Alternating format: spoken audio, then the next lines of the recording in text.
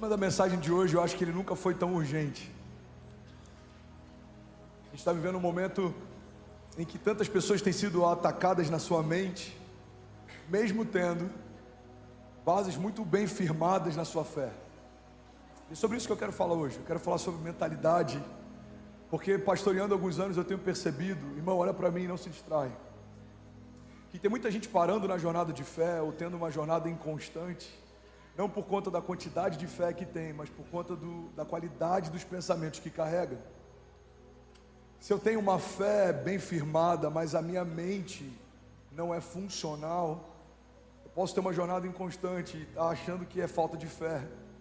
Se eu tenho uma fé muito bem firmada, mas algumas partes da minha mentalidade não foram redimidas, eu posso viver uma jornada inconstante e achar que isso tem a ver com o que eu creio. Tem muita gente que crê certo, mas pensa errado. Vou falar isso de novo. Tem muita gente que crê certo, mas pensa errado.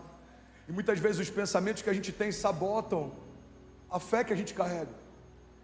Pastor, me dá um exemplo prático. Eu conheço pessoas que creem que Jesus pode salvar e curar, mas quando estão prestes a receber a sua cura, a sua mente começa a dizer: isso é loucura, não vai acontecer, isso é coisa da sua cabeça. A nossa mentalidade muitas vezes rouba de nós aquilo que a fé quer acrescentar, e é por isso que é tão importante termos uma fé fundamentada, mas também uma mentalidade redimida. Alguém está comigo? Diga amém. A Bíblia diz, Provérbios 4, 23, sobre tudo o que se deve guardar, guarda o teu coração, porque dele procedem as fontes de vida. Igreja, olha para mim. No original, quando a palavra diz sobre tudo, no original tudo significa tudo. Se a Bíblia pudesse escolher, e ela poderia ter escolhido qualquer outro item na nossa jornada, qualquer outra parte de nós, ainda assim, a Bíblia escolheu o centro das nossas emoções como o lugar que a gente precisa mais proteger. A Bíblia diz sobre tudo que se deve guardar, sobre todas as coisas, sobre todas as áreas. Guarda o centro das suas emoções, porque é de lá que provém as fontes de vida. O coração, nesse entendimento bíblico, fala a respeito do centro das nossas emoções, fala a respeito dos nossos pensamentos, fala a respeito das nossas vontades. E é interessante porque se o nosso coração não estiver alinhado, se o nosso coração não estiver redimido, sem perceber, a gente pode se perder.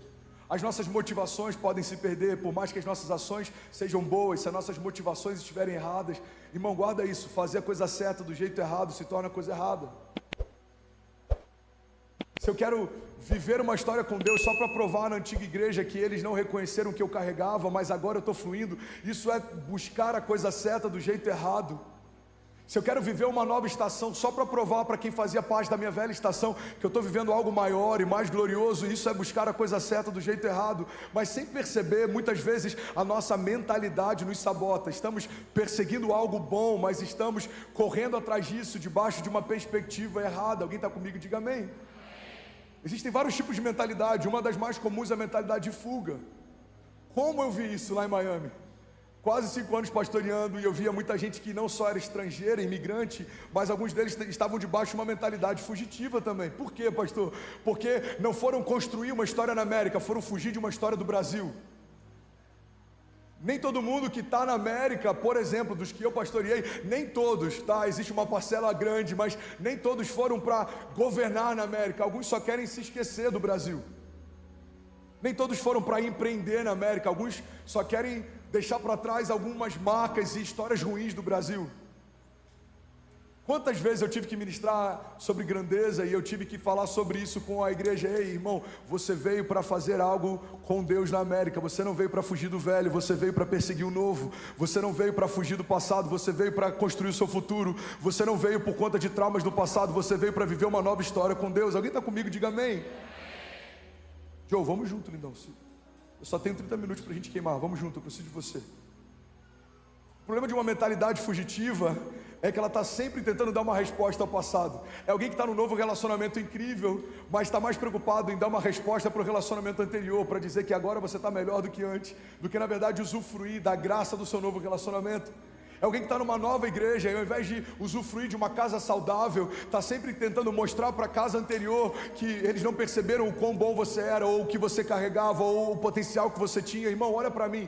Nós não podemos construir o novo olhando para o velho, porque as coisas velhas ficaram para trás, e em Jesus tudo se fez novo. O novo tem que ter cheiro de novo. Outro tipo de mentalidade que tem sabotado muita gente é uma mentalidade ansiosa. Estamos tão preocupados com os gigantes que podem surgir, que estamos cansados para enfrentar os gigantes que já se levantaram. Tem gente que está tão preocupado com o gigante que vai enfrentar na quarta-feira, com uma reunião importante que tem na quinta-feira, que esqueceu que existem gigantes se levantando para roubar uma palavra de vida que você pode receber exatamente agora, irmão. Existem gigantes que vão se levantar amanhã, mas existem gigantes que já se levantaram hoje. Mentalidade ansiosa se consome pelas próximas batalhas, pelos próximos desafios, pela próxima estação.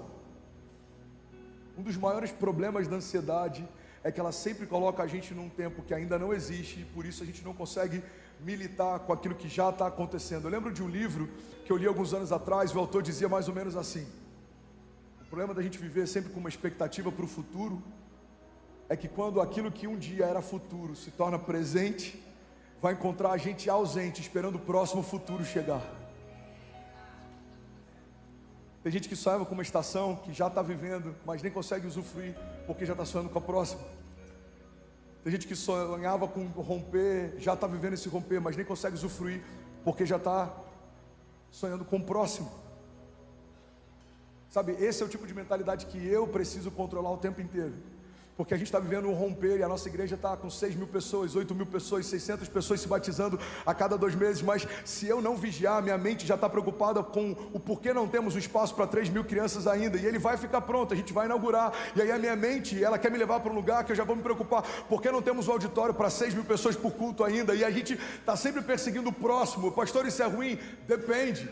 Se a expectativa pelo próximo rouba de você a alegria e a gratidão do que você já está vivendo, você vai sempre viver perseguindo algo que não chega. Existe outro tipo de mentalidade que tem sabotado muita gente, irmão, que é a mentalidade de escassez.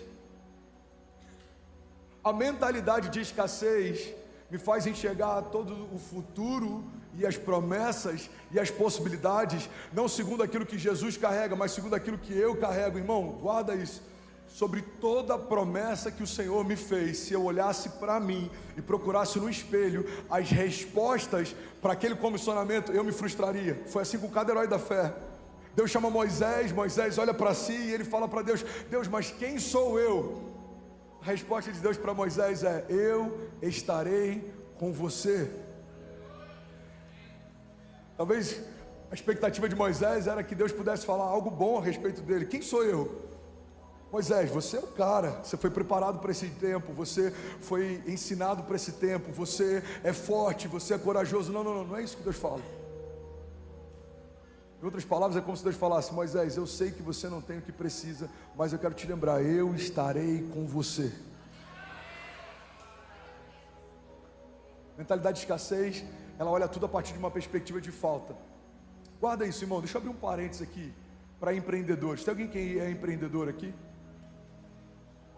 Eu tenho um desafio no meu time, porque eu sempre quero trazer uma visão ou algo criativo, e sempre tem pessoas que querem criticar a visão enquanto ela está sendo gerada. Você conhece alguém assim? Você nem começou a sonhar, alguém já está dizendo que é impossível fazer. Aí alguém comentou comigo uma dinâmica que o Walt Disney usava para criar, e aquilo ressignificou tanta coisa dentro de mim. E esse parênteses aqui, por mais que não seja necessariamente ligado à palavra, pode abençoar alguém que está aqui. Ele tinha uma sala, e a primeira sala era uma sala mais lúdica. Nessa primeira sala, ele entrava lá só para sonhar. Então eles pensavam em coisas incríveis, em coisas extraordinárias, em coisas extravagantes, em coisas autênticas. Depois que eles saíam dessa primeira sala, parte do time ia para a segunda sala, e nessa segunda sala era a sala onde eles operacionalizavam a visão. Como a gente vai tirar do papel, como a gente vai fazer isso acontecer, como a gente consegue cumprir isso. E existia uma terceira sala, a terceira sala era a sala da crítica. E a sala da crítica é quando aquilo que foi sonhado, visionado, já foi operacionalizado, já foi esquematizado. Agora eles iam para um lugar onde eles pensavam tudo que poderia dar errado. E se isso aqui acontecer, e se esse cenário acontecer, e se isso aqui acontecer. E sabe o que é interessante? Muitas vezes A gente está debaixo de uma mentalidade de escassez tão grande que quando Deus nos dá uma visão extraordinária, a gente já leva direto Ele para essa sala, para dizer: Deus, você não está entendendo, eu não tenho o que precisa para viver o que você está me mostrando. Eu não sei o que eu precisaria saber para viver o que você está me dizendo. Eu não sei, eu não tenho, eu não posso. Irmão, mas guarda isso, se Deus está te mostrando algo, não é necessariamente porque você tem, sabe ou pode, mas é porque Ele tem, Ele sabe, Ele pode e Ele quer te levar até lá. Muitas vezes o como está roubando da gente o quem. Como vai acontecer? Eu não sei, mas quem prometeu é fiel para cumprir. Como vai se abrir? Como? Eu não sei, mas quem disse que vai abrir, Ele é poderoso para fazer. Irmão, esquece o como, confia no quem. Como vai ser? Como vai se sustentar? Como vai se pagar? Como vai se cumprir? Como? Eu não sei, o como eu não sei. Abraão também não sabia. Deus só deu um comando: sai da sua terra e vai para o lugar que eu vou te mostrar. Pedro também não sabia. Jesus só disse: larga tudo e vem me seguir, eu vou te tornar pescador de homens. Talvez até aquele momento ele nem soubesse muito bem o que significava pescar homens. Mas ele não parou para gastar tempo com como, ele gastou tempo com quem. Se esse cara com uma palavra fez o que eu acabei de ver fazendo, imagina caminhando ao lado dele o que eu não vou ver. Mentalidade de escassez, ela sempre leva a gente para sabotar promessas e impossibilidades a partir de uma falta. Eu não tenho, eu não posso, eu não sei. Mas Deus tem, Deus pode, Deus sabe. Ele é poderoso para fazer infinitamente mais. Alguém aqui nessa noite, do que tudo aquilo que pedimos ou pensamos, segundo o seu poder que em nós atua. O recurso que você vai acessar não é seu, é dele. Eu preciso de criatividade, pastor. Onde eu procuro? No Deus Criador. O poder criativo de Deus fez tudo que existe quando nada existia. João diz: no princípio ele era o verbo estava com Deus, o verbo era Deus, e todas as coisas foram feitas por meio dele. Sem ele nada do que foi feito se fez. Pastor, eu preciso de recurso financeiro. Onde eu procuro? No provedor. Ele é o dono do ouro e da prata, Ele é Jeová Jirê, o Deus da provisão. Todo metal precioso perseguido pela criação ao longo de todos os séculos foi enterrado por Ele lá. Ele criou tudo que existe quando nada existia. Pastor, eu preciso de sabedoria, eu tenho que tomar algumas decisões. Para quem eu peço? Para Deus? A Bíblia diz: aqueles que desejam sabedoria peçam a Deus, porque Ele dá livremente àqueles que pedem. Eu preciso de proteção, pastor. Os dias são maus, eu estou sendo perseguido. Em quem eu busco? Deus. O Senhor é a minha fortaleza, meu refúgio, socorro presente na hora da angústia. O Senhor é meu bom pastor, de nada eu terei falta. O Senhor é por nós, quem será contra nós? Deixa eu voltar para cá que eu tenho só 20 minutos para terminar. Alguém está comigo? Diga amém. Uma mentalidade redimida olha para as coisas não na perspectiva da terra, mas na perspectiva de Deus.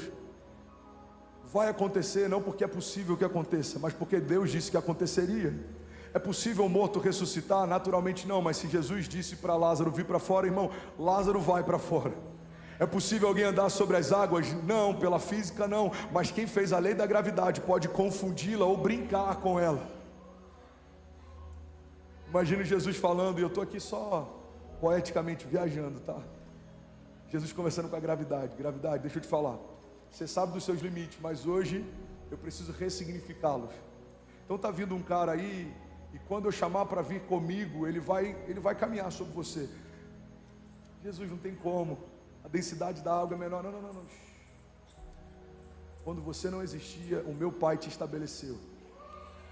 Então agora só faz o que eu estou pedindo. Irmão, quando Jesus vem andando sobre as águas, Pedro olha para ele, fala: Senhor, se és tu, me faz ir ter contigo. Jesus fala: sou eu, Pedro, vem. E a Bíblia diz que quando ele coloca o pé para fora do barco, ele começa a andar sobre as águas. Sabe o que está acontecendo? Pedro está andando sobre algo que não faz sentido. Mas por que ele está andando? Porque o recurso sobrenatural ele buscou em Jesus, não nele. Ele não disse, ei, espera aí que eu estou indo até você. Ele disse: Senhor, se é você, me faz ir até você. Muitas vezes a gente não está vivendo o sobrenatural, o impossível, a sobrenaturalidade disponível em Deus. Por quê? Porque a nossa mentalidade de escassez está sempre esperando o melhor cenário possível dentro daquilo que é possível. Irmão, Deus não é o Deus do melhor cenário possível, Deus é o Deus do impossível. Quando dizem não dá, Ele fala: eu só estou começando. Quando dizem não tem como, não tem jeito, a última palavra continua sendo minha, diz o Senhor. Alguém está comigo? Diga amém. Só que quantas vezes, mesmo a gente crendo no Deus do sobrenatural, buscamos em Deus uma resposta natural que seja pelo menos a melhor possível. Eu tenho um diagnóstico médico contrário. Cara, eu vou esperar pelo menos o melhor cenário possível. Não. Você tem que esperar o impossível. Deus, eu quero ver os médicos sendo contrariados, eu quero ver diagnósticos sendo confundidos. Jesus, eu quero ver o natural se curvando ao sobrenatural, eu quero ver a Tua palavra se cumprindo. A Tua palavra diz que se nós cremos e não duvidarmos, tudo é possível ao que crê. A Tua palavra me ensinou que a fé não limita a Deus e Deus não limita a fé. A Tua palavra me garante que se eu estiver no Senhor e as Suas palavras estiverem em mim, eu pedirei o que quiser e me será concedido. Pega essa chave, irmãos. Nossas batalhas são quase sempre ganhas na mente.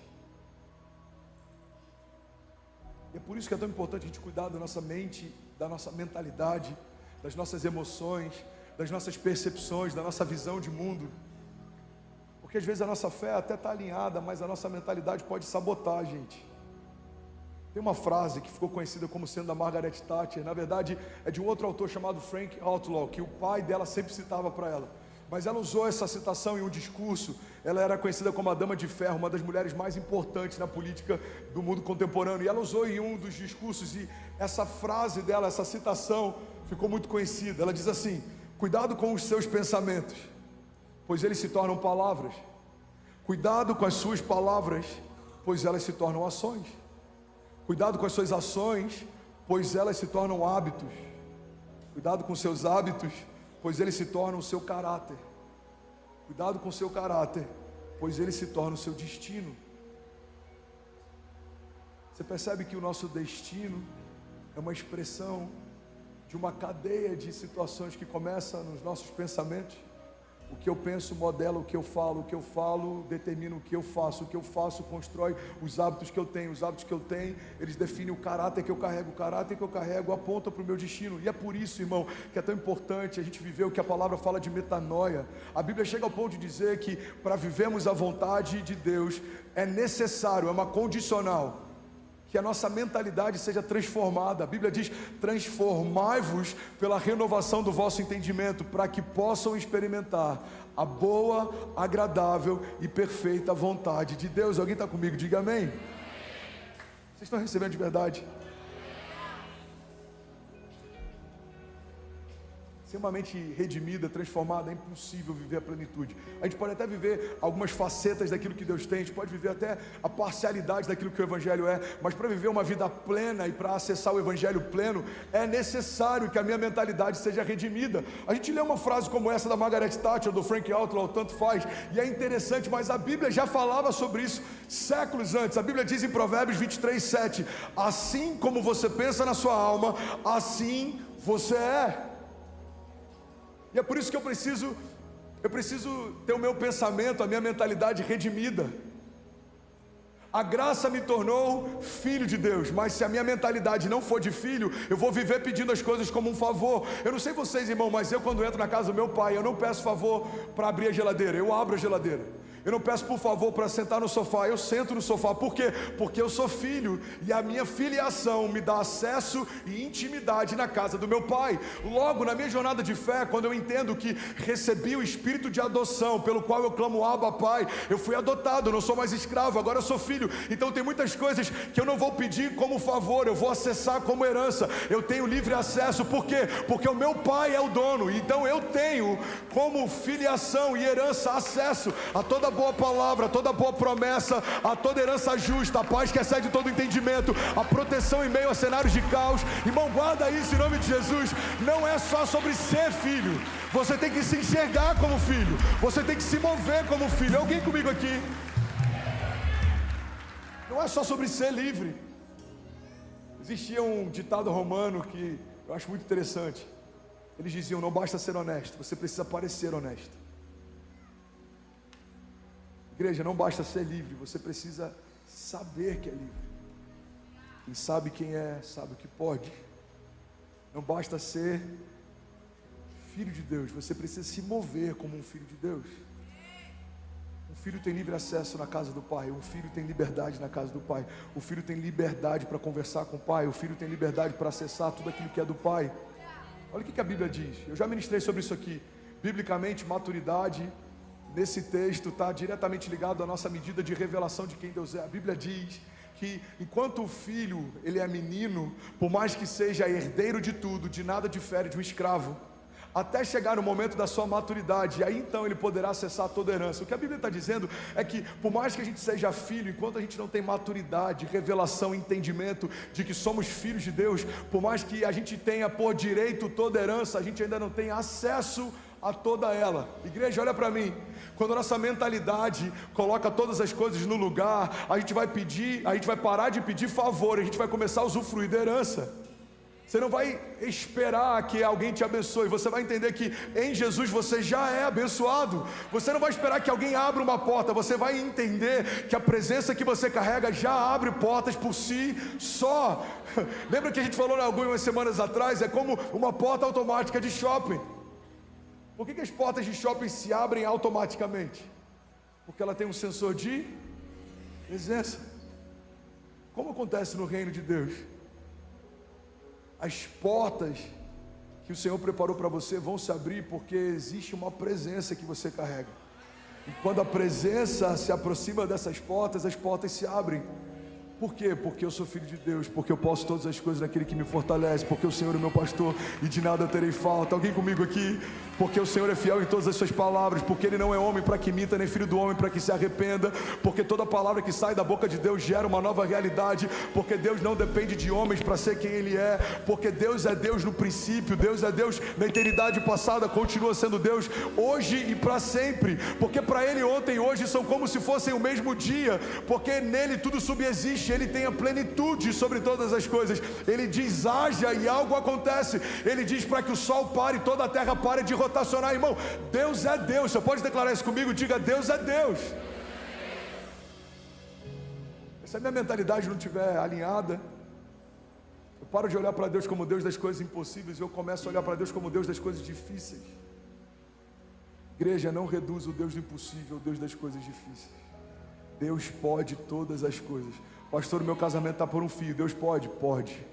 Inclusive, se o seu casamento já desmoronou tem anos, se você quiser, eu creio que Deus pode mudar a sua história. Temos testemunhos como esse.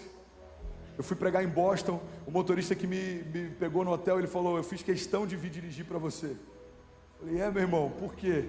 Porque eu estava, eu não me lembro, 5 anos, 6 anos divorciado, comecei a ouvir as suas pregações, comecei a crer no meu milagre, e agora a gente vai chegar na igreja, minha esposa é uma das voluntárias, Deus mudou minha sorte, Deus restaurou meu casamento, Deus mudou minha vida.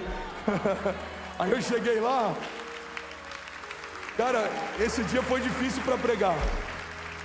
Eu cheguei lá, veio uma pessoa, a gente estava em Boston, Massachusetts, lá no norte, veio uma pessoa, eu não lembro de onde que ele era, não sei se era da Georgia, eu não lembro. Ele falou: pastor, eu dirigi não sei quantas horas para estar aqui, eu trouxe um presente profético para você. Eu falei: obrigado, meu irmão. O que você trouxe? Eu trouxe uma rede. Eu quero ministrar descanso sobre a sua vida, porque eu estava divorciado, irmão, o mesmo testemunho, eu estava divorciado, Deus mudou a minha sorte, minha família está restaurada, meus filhos estão brincando no Kids. Irmão, olha para mim, Deus não é o Deus só que entra em cena quando as coisas são difíceis. Deus é aquele que dá uma palavra até quando a esperança já se foi. Lázaro não estava morto há alguns minutos, Lázaro não estava doente ou moribundo, não, Lázaro já havia morrido faz 4 dias.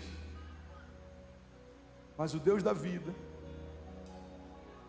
libera uma palavra sobre um homem morto e ele volta a viver. Quando algo sai da boca de Deus, o sobrenatural começa a tomar forma.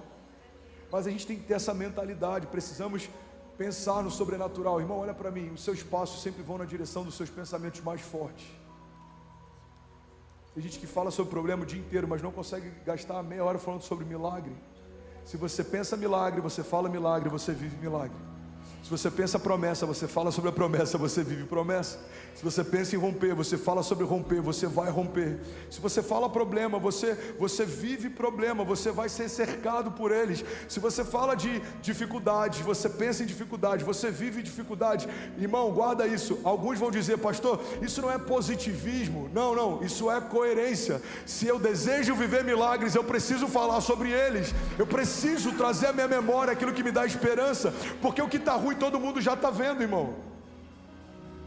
Chamado profético da igreja não é para falar sobre o que todo mundo vê, é sobre falarmos aquilo que o mundo ainda vai ver. Falamos sobre uma igreja que hoje muita gente está vendo quando ela não existia. Falamos sobre um Kids que hoje nem a gente ainda está pisando, mas em algum momento ele vai existir. Já falamos sobre cultos como esses, quando parecia impossível, hoje se tornaram naturais. Todo visionário precisa caminhar debaixo de uma vocação, de um encargo profético. Você vê o que ninguém viu, você fala o que ninguém falou, e você vai viver o que ninguém ainda viveu, porque fomos chamados para fazer história. Alguém comigo aqui nessa noite? Aleluia, aleluia. Se for para Jesus, você pode fazer melhor.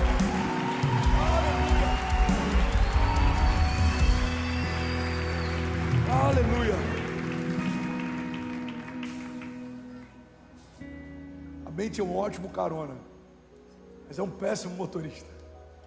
As suas emoções vão fazer parte da sua jornada, mas não podem governar ela. As suas emoções, os seus sentimentos vão fazer parte da sua jornada, mas não podem ser quem lidera ela. Tem uma frase do Bill Johnson que eu amo. Ele diz que a fé não significa negligenciar o problema, significa não dar a ele um lugar de influência. A fé não significa que eu vou fingir que o câncer não é câncer, que o boleto não é boleto, que a dívida não é dívida, que o gigante não é gigante. Isso não é fé, isso é loucura. A fé não é fingir que o problema não existe. A fé é se mover por uma realidade acima do problema. Não é sobre criar uma realidade paralela, é sobre se mover debaixo de uma realidade superior. O câncer existe, mas existe uma palavra de Deus que está acima do câncer. O problema existe, mas existe uma promessa de Deus que está acima do problema. Os gigantes existem, mas existe uma proteção de Deus que está acima do gigante. Irmão, precisamos ter uma mentalidade dos céus, falarmos sobre as realidades dos céus, confessarmos as realidades dos céus, e assim viveremos as realidades dos céus. Alguém está comigo? Diga amém. Você percebe que alguém que está em crise no casamento já se imagina divorciado? Ao mesmo tempo que ele gastaria se imaginando sendo alcançado por Deus, ele gasta imaginando como vai ser se ele divorciar. Cara, como vai ser? Com quem que fica as crianças? Como é que vai ser? Como é que eu vou falar isso para os nossos filhos? Com quem que fica a casa? Com quem que fica a empresa? Como é que eu faço isso? Ao mesmo tempo que a gente gasta pensando problemas, a gente pode gastar gerando milagres. Cara, eu creio, Deus vai mudar a nossa sorte, Deus vai entrar com providência, Deus vai dar algum escape, Deus vai dar alguma estratégia, Deus envia pessoas certas, nos envolve de pessoas com conselhos de sabedoria. Pai, eu não tenho mais o que fazer, eu estou exausto, mas o Senhor pode mudar a minha sorte. Jesus envia conselheiros. Pai, muda o coração da minha esposa, muda o meu coração, muda a nossa mentalidade, derrama um bálsamo sobre a nossa mente cansada. Jesus faz o sobrenatural acontecer. O Senhor é o Deus da segunda chance, nos dá uma segunda chance, poupa os nossos filhos. Você percebe? O mesmo tempo que a gente gasta imaginando o pior cenário, a gente pode gastar gerando o próximo milagre. Toda pessoa que tem pensamentos de morte, ela já imaginou como seria se ela colocasse um ponto final na sua vida. Todo homem de negócio que está enfrentando dificuldades no seu business já imaginou como seria se ele falisse. A nossa mente funciona assim, olha para mim. Ela cria possíveis cenários e a gente vai imaginando como seria. O problema é que aquilo, abaixa um pouquinho o volume, não, aquilo que parecia uma loucura no início começa a não ser tão surreal depois de um tempo. E é assim que o inferno trabalha muitas vezes, com sugestões. A primeira batalha na mente acontece no Jardim do Éden. Por conta dessa batalha a gente perdeu acesso ao Pai. Guarda isso, irmão. Gênesis fala que a primeira conferência profética, ela acontece entre o Pai, o Filho e o Espírito Santo. E no sexto dia, Deus diz assim: façamos então o homem à nossa imagem e semelhança. Mas a Bíblia diz que tempos depois, Eva é tentada pela serpente, e a serpente trabalha com uma sugestão. A serpente não obriga Eva a fazer, a serpente não faz por Eva, mas ela só sugere. Ela diz: olha, se você comer do fruto, você vai ser como Deus é. A loucura que ela já era. Foi feita a imagem e semelhança do Criador, tinha livre acesso a Deus. Irmão, guarda isso. Quando eu não sei quem eu sou, eu posso perder tudo tentando conquistar o que eu já tinha. Como que o inferno trabalha com Eva? Sugestão. Agora vamos para Jesus, o segundo Adão. A Bíblia diz que ele acaba de ser batizado, uma voz do céu diz: esse é o meu filho em quem eu tenho o meu prazer. Então Jesus se recolhe, fica 40 dias no monte, ele está no deserto, jejuando, orando, e aí ele é tentado. Qual é a primeira tentação que Jesus enfrenta no seu ministério? Uma sugestão do inferno. Satanás fala para ele: se você for o Filho de Deus, dá uma ordem para que essas pedras se tornem pães. Irmão, olha para mim. Se o pecado que roubou da gente acesso ao Pai, se Satanás tentou Jesus no início do seu ministério, o que faz a gente acreditar que a nossa mente não vai ser tentada com sugestões o tempo inteiro? É por isso que a Bíblia diz: sobre tudo que se deve guardar, guarda o centro das suas emoções, porque é de lá que provém as fontes de vida. Você sabe por que é tão perigoso essa agenda que tenta sexualizar crianças e relativizar gênero desde pequeno? Porque aquilo que para a gente algumas gerações atrás parecia surreal começa a se tornar aceitável. Irmão, se você conversar com seu filho adolescente, te garanto que para a grande parte dos nossos filhos já não é algo mais tão assustador imaginar essa questão de sexualidade. Por quê? Porque isso vem sendo falado o tempo inteiro. Uma das coisas que o inferno utiliza para destruir fundamentos e princípios elementares e inegociáveis é a relativização. Aquilo vai sendo suavizado. Uma das coisas que a gente tem visto, inclusive no cenário da política, é a questão da narrativa. Alguém já ouviu falar sobre a força das narrativas? Existe uma frase, se eu não me engano, foi utilizada na época, no período nazista, que eles diziam que uma verdade, uma mentira contada muitas vezes se torna uma verdade. Estamos vivendo na geração da pós-verdade. O que é uma pós-verdade? É algo que nunca foi uma verdade, mas a gente começa a tratar como se fosse, de tantas vezes que a gente está ouvindo sobre elas. Irmão, guarda isso em nome de Jesus. Se até Jesus foi tentado por uma sugestão, a gente precisa entender que todos os dias algumas sugestões estão tentando a gente também. Talvez não tenha problema, talvez não seja bem assim, talvez você esteja sendo radical demais, talvez você está se envolvendo demais, talvez você está buscando a Deus demais. São pequenas sugestões que, quando encontram espaço em nós, podem destruir algo glorioso que estava sendo construído há muito tempo. Irmão, olha para mim, a Bíblia diz que João Batista, aquele que foi gerado no ventre estéril de Isabel, a voz que clama no deserto, aquele que preparou o caminho para o ministério de Jesus, a Bíblia diz que João Batista foi preso, e tempos depois, ele manda chamar um dos seus discípulos, e ele fala: olha, pergunta para Jesus se de fato ele é o Messias que nós esperávamos, porque eu estou tendo algumas dúvidas, se de fato ele é o Messias que dizia ser. Alguém já leu sobre isso? Alguém já ouviu sobre isso? Irmão, que loucura é essa? A voz que clama no deserto, o homem que prepara o caminho para o Messias, aquele que não queria desatar a sandália dos pés de Jesus e batiza Jesus nas águas, agora está em dúvida se de fato ele é o Messias aguardado. Por que, pastor, que isso acontece? Eu vou te explicar o porquê. Porque quando João Batista está preso, as únicas notícias que ele ouve sobre o que Jesus está fazendo são a partir de quem estava do lado de fora. Então os discípulos de João Batista começam a vir para ele dizendo: olha, ele está sentado com pessoas que eu não sei se o Messias sentaria. Ele imagina só, eu estou só viajando aqui, ok? Só parafraseando. João, você não está entendendo. Ele passou por Zaqueu e ele disse que ele queria jantar na casa de Zaqueu. Esses dias uma mulher que era uma prostituta se lançou aos pés de Jesus, começou a beijar os pés dele. Jesus, você não tem noção, ele está andando com cobradores de impostos, inclusive chamou um deles para ser seu discípulo. Jesus, ele está andando com pessoas que você, João, ele está andando com pessoas que você jamais andaria. Irmão, guarda isso. Uma convicção gerada desde o ventre de João começa a ser colocada em xeque por conta dos ruídos ao seu redor. João Batista, aquele que preparou o caminho para o Messias, chega ao ponto de ter dúvida se de fato Jesus era quem dizia ser. Irmão, se João Batista, por conta dos ruídos ao seu redor, começa a questionar uma convicção desde o ventre, não se iluda. Os ruídos de quem está ao teu redor podem roubar de você o seu destino profético. Guarda essa chave. Não dê acesso a quem não te dá destino. Quando você filtra quem você ouve, você filtra o que você vive. Você quer viver milagres? Ouça pessoas que falam sobre milagres. Caminhe ao lado de pessoas que vivem milagres. Se for para Jesus, você pode fazer melhor, irmão. Você quer viver romper? Caminhe ao lado de pessoas que estão rompendo. Ouça histórias a respeito de romper.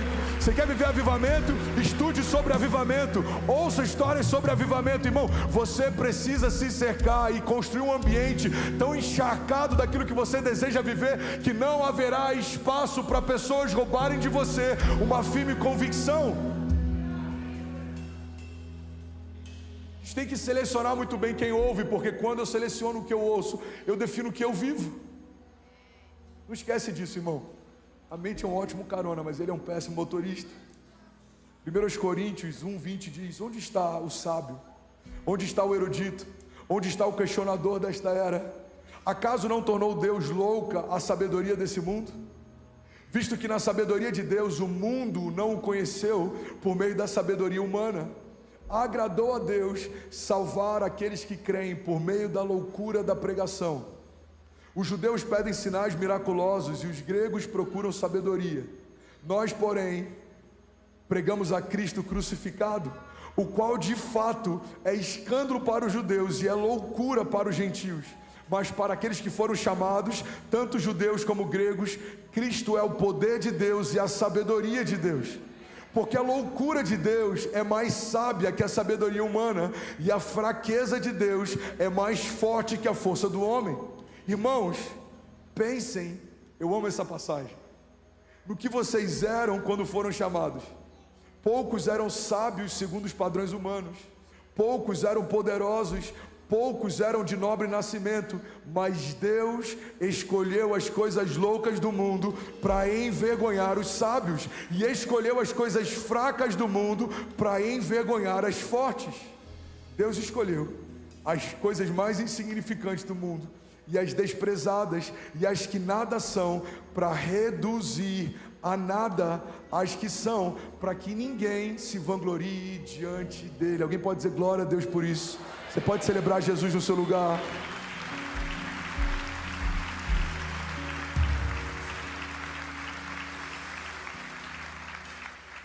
O que 1 Coríntios está dizendo?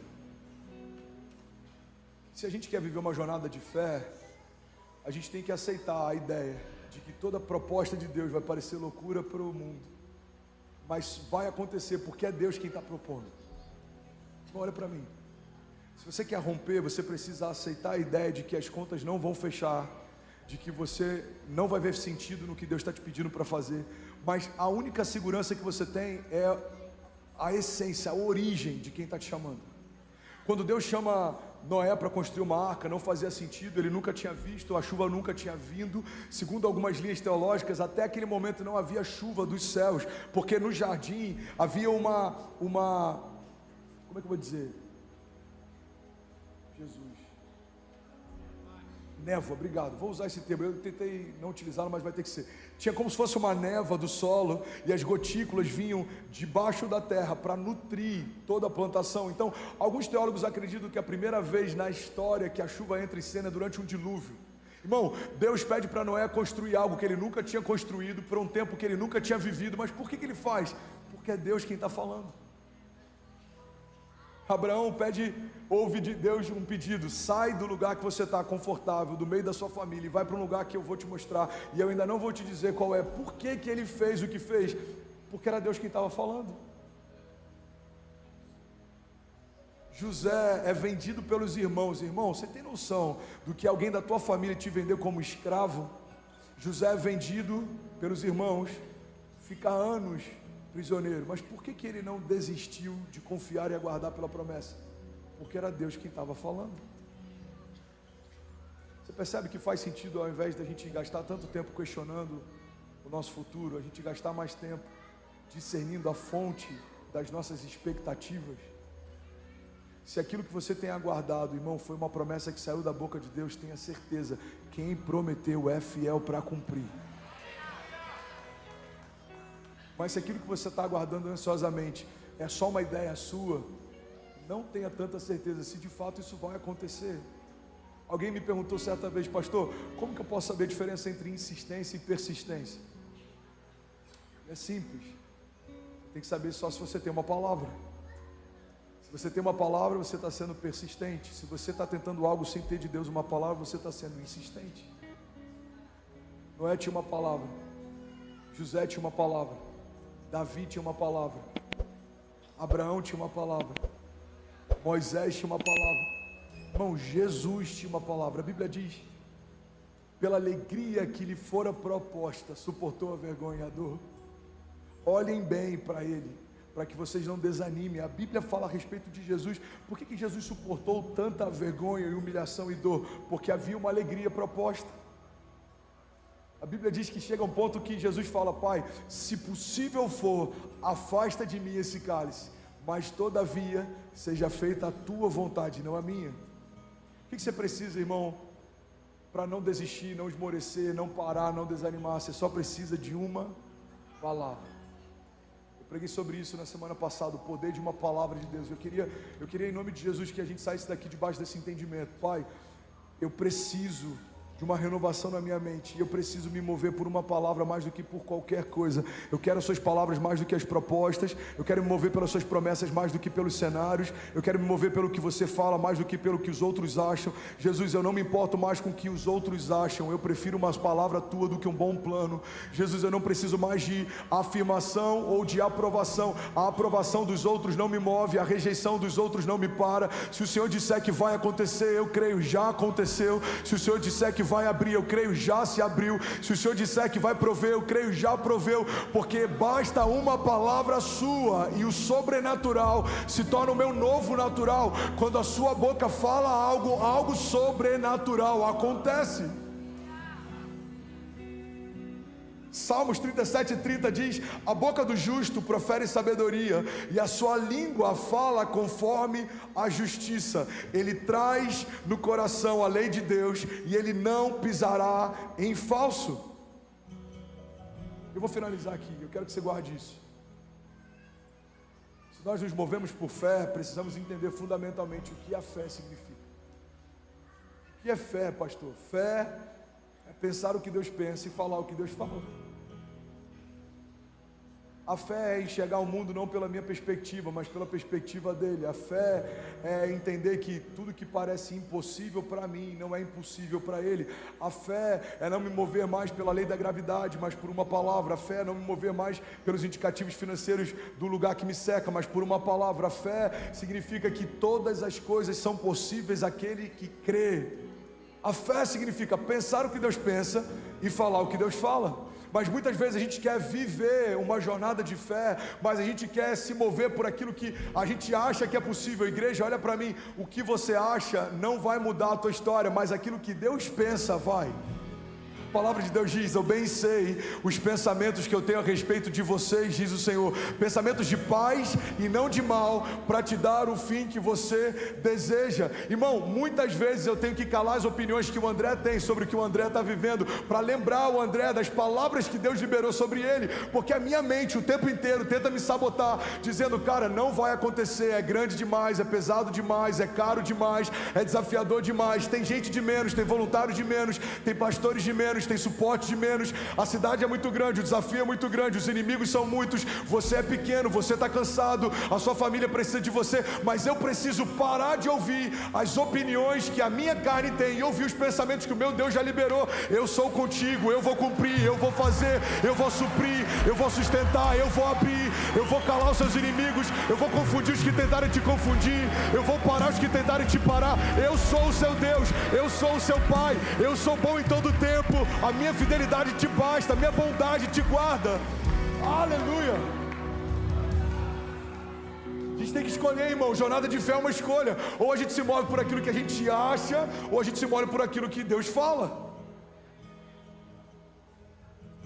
Vamos ser sinceros, se perguntassem para os discípulos sobre Lázaro, Lázaro jamais teria ressuscitado. A Bíblia diz que Jesus escolhe voltar pelo mesmo caminho que ele tinha ido, e ele quase foi apedrejado por esse caminho. Então os discípulos chegam para Jesus e tentam convencê-lo de não ir. Eles falam: Senhor, já faz 4 dias, Lázaro está morto, não tem mais o que fazer, a gente vai ser apedrejado, deixa essa ideia de lado. Os mesmos que questionam quando parece loucura, comentam depois que acontece. Cara, você não tem noção. Jesus falou para Lázaro: vem para fora, e ele foi para fora. Irmão, você não está entendendo, já estava fedendo o túmulo, já tinha gente chorando lá de fora, as carpideiras estavam envolvendo a gente, a multidão estava revoltada, a irmã de Lázaro estava revoltada com Jesus, ele se atrasou, estava todo mundo questionando por que ele não veio antes, e ele disse: vem para fora, e Lázaro foi para fora. Irmão, guarda isso. A multidão que questiona os seus milagres vai contar os seus testemunhos. O ambiente que viu os seus desafios vai contar seus testemunhos.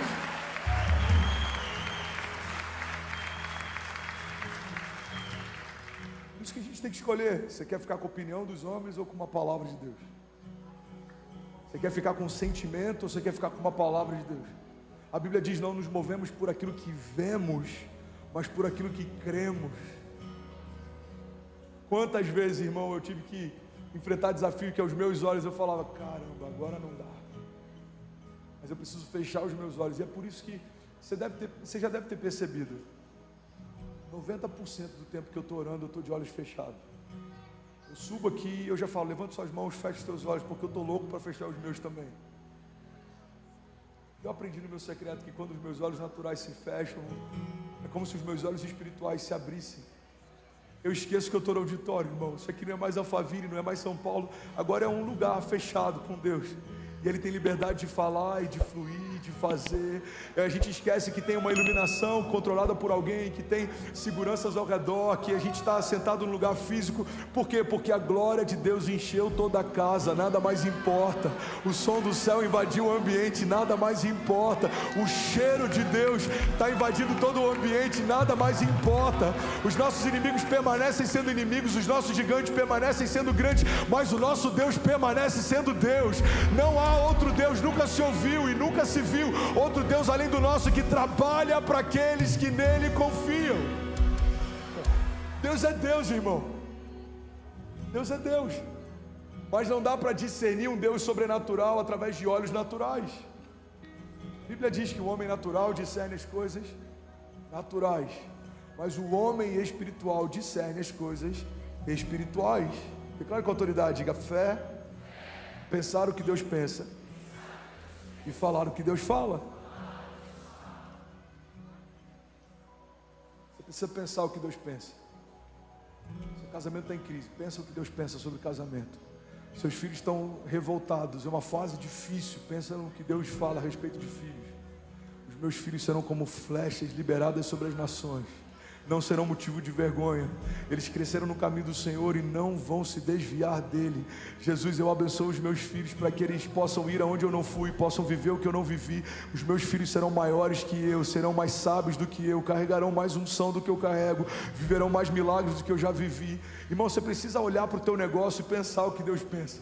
Pai, o Senhor é o Deus da provisão. A tua palavra diz que o Senhor é o dono do ouro e da prata. Eu preciso de tão pouco para romper, mas eu não vim aqui te pedir como favor. Eu vim aqui, Pai, acessar a minha herança. Eu sou o teu filho e eu tenho, Pai, liberdade para acessar tudo que eu preciso. A tua palavra diz que o Senhor nunca viu um justo mendigar o pão ou sua descendência passar fome. Jesus, eu acesso hoje a riqueza do tipo de Deus. Eu acesso hoje, Pai, a prosperidade bíblica. Eu recebo hoje uma colheita superabundante.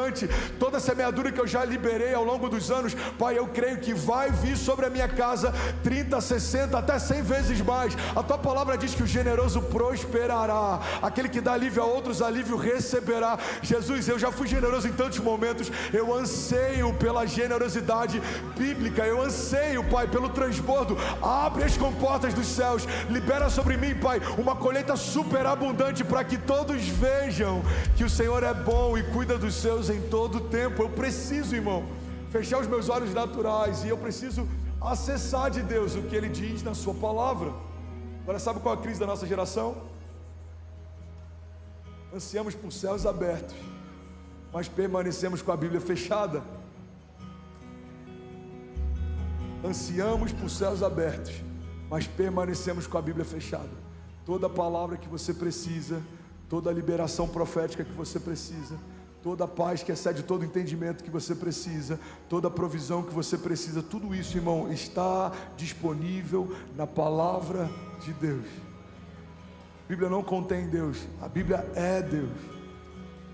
Deus quer se despir para você, Deus quer se revelar para você.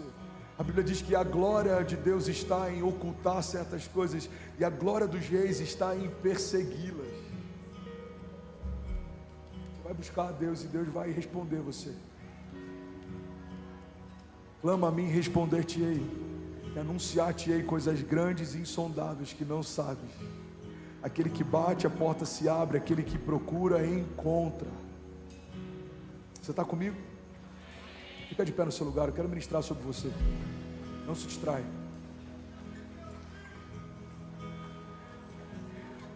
Ainda bem que eu vim, Jesus. Quantos receberam algo de Deus aqui nessa noite? De verdade. Sabe, alguns anos atrás eu estava numa igreja chamada Gateway. Ela fica em Dallas, no Texas. Foi a minha primeira viagem, se eu não me engano, para os Estados Unidos. Eu fui participar de uma conferência de liderança. Olha para mim, não se distrai. Tinha um painel de líderes. Nesse painel estava o pastor dessa igreja. Essa igreja é uma das igrejas mais extraordinárias que existem hoje. E estava lá o pastor da Gateway, se chama Robert Morris. E estava o Craig Rochelle, da Life Church. Estava o Brian Houston, da Houston. E tinha mais alguns outros pastores extraordinários de grandes igrejas. E ele falou algo, irmão, que aquilo ali me impactou tanto. E eu queria liberar isso sobre a sua vida. E eu creio que isso vai mudar a vida de alguém aqui. Você está comigo? Diga amém. Ele abriu o coração dele nesse painel e ele disse, sabe, a gente começou a viver um romper tão grande na igreja. Era tão grande, Danilo. Era tão rápido, era tão avassalador, que aquilo começou a me assustar. E aí, pastor, ele disse que ele começou a olhar para aquilo e ele começou a ter, não só temor, mas ele começou a ter medo. Era grande demais. E aí, um dia no secreto dele, ele falou, Deus, isso é grande demais para mim. E aí ele diz que Deus respondeu para ele, filho, sempre foi grande demais, mas sempre fui eu quem fiz. Guarda isso, irmão. Tudo que é de Deus para a gente sempre é grande demais para a gente, mas é sempre Ele quem faz. Talvez você está vivendo um desafio, e talvez seja o seu desafio que parece grande demais. Você vai dizer para Deus, Deus, esse gigante é grande demais. Ele vai te responder nessa noite, filho, sempre foi grande demais, mas sempre fui eu quem lutei por você. Deus, as afrontas são grandes demais, o inimigo está me cercando de todos os lados, ele está tentando me parar. Filho, as afrontas sempre foram grandes demais, mas sempre fui eu quem poupei você. A mentalidade, irmão, do tipo de Deus, entende que assim como os desafios e tudo que a gente enfrenta, a gente precisa apresentar para Deus. A gente entende que toda a glória do que a gente vai viver também é dele. Deus, essa igreja é sua e a glória é tua. Jesus, esses inimigos que me cercam não são meus e a proteção vai vir do Senhor. Jesus, toda palavra contrária está vindo para tentar me parar, porque eu sou o seu filho. O inferno sabe o quanto você me ama, por isso eu te peço, me guarda, porque eu não sei, eu não posso, eu não consigo, mas o Senhor sabe, o Senhor pode, o Senhor consegue. A minha confiança está no Senhor, a minha dependência vem do Senhor, a minha provisão vem do Senhor. Toda palavra que o Senhor me deu até hoje é o que me sustentou no dia mal. Jesus, tudo que eu tenho foi o Senhor quem me deu, tudo que é bom e eu carrego foi o Senhor quem me deu. Eu amo porque o Senhor me amou primeiro. Eu tenho fé porque a minha fé veio por ouvir a palavra que sai da sua boca. Jesus, eu tenho ousadia porque o Senhor me tornou ousado. Eu caminho em coragem porque o Senhor me deu porção de coragem para enfrentar. A tua palavra diz que os ímpios fogem sem que haja ninguém a persegui-los, mas os justos são ousados como um leão. Jesus, eu descanso em paz, porque o Senhor tem para mim a paz que excede todo entendimento. Eu posso não entender como vai ser, eu posso não entender qual é o final da história, mas eu sei que o meu Pai é um bom pastor e de nada eu terei falta. Podem 1000 cair ao meu lado, 10.000 à minha direita, mas eu não serei atingido. A tua vara, o teu cajado me consolam, me guardam, um lugar seguro o Senhor preparou para mim e para minha casa. Mesmo que os ventos sejam fortes, nós não vamos sucumbir. Construir os fundamentos da nossa casa sobre uma rocha inabalável. O Senhor é por nós, quem será contra nós? É o Senhor quem age em nosso favor, quem impedirá o seu agir? Levante suas mãos, feche seus olhos. Eu quero ministrar sobre você. Mentalidade natural, irmão, sempre busca no natural as respostas. Como eu vou fazer essa semana, como eu vou pagar essa conta, como eu vou curar essa doença, como eu vou resolver esse problema. Mas a mentalidade que está sempre ancorada nas realidades dos céus, ela sempre busca dos céus a resposta. Senhor, eu preciso de uma provisão. Pai, eu preciso de um socorro. Deus, eu preciso de uma resposta. Pai, eu preciso de uma porta. Jesus, eu preciso de socorro. Envia uma resposta, envia anjos ao redor da minha casa. Guarda os meus filhos. Jesus, guarda o meu casamento, guarda a minha empresa, guarda o meu chamado. Pai, guarda o meu coração para que ele não se desvie. Eu quero me apresentar ao Senhor com mãos limpas e um coração puro. Jesus, conserva sobre os meus ossos esse fogo por avivamento. A tua palavra diz que o fogo queimará sobre o altar e ele não se apagará. Jesus, eu quero comprar do Senhor colírio para os meus olhos. Jesus, eu quero novas vestes, novos sonhos, novos pensamentos, pensamentos de paz e não de mal. Jesus, eu quero viver no lugar da vergonha, dupla honra, no lugar do medo, ousadia, no lugar de pensamentos de morte, sonhos de vida eterna, palavras de vida eterna. Para onde iremos nós se só tu tens as palavras de vida eterna? Para onde iremos nós se só tu tens as palavras de vida eterna? Jesus, a gente já procurou em outros lugares. Nada nos sacia mais do que a tua presença. Não é sobre o que a gente conquista, Pai, tudo isso passa.